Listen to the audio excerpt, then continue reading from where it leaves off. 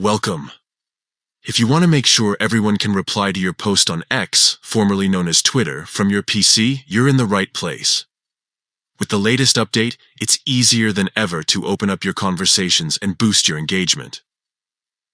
Let's walk through the simple steps together. First, open your browser and head straight to the X website. Make sure you're logged into your account so you have access to all the posting features. On the left side of your screen, you'll see a menu. Click on Post. This is your starting point for sharing anything new, whether it's a thought, a question, or something fun you want the world to see. Now it's time to craft your message.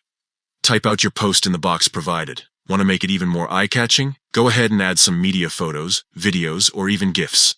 Media can help your post stand out and invite more replies. Before you hit send, look for the option that says Who can reply? It's usually located just below your post or next to a globe icon.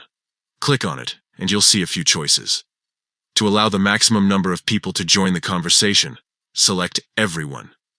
This setting means anyone on X can reply to your post, not just your followers or people you mention.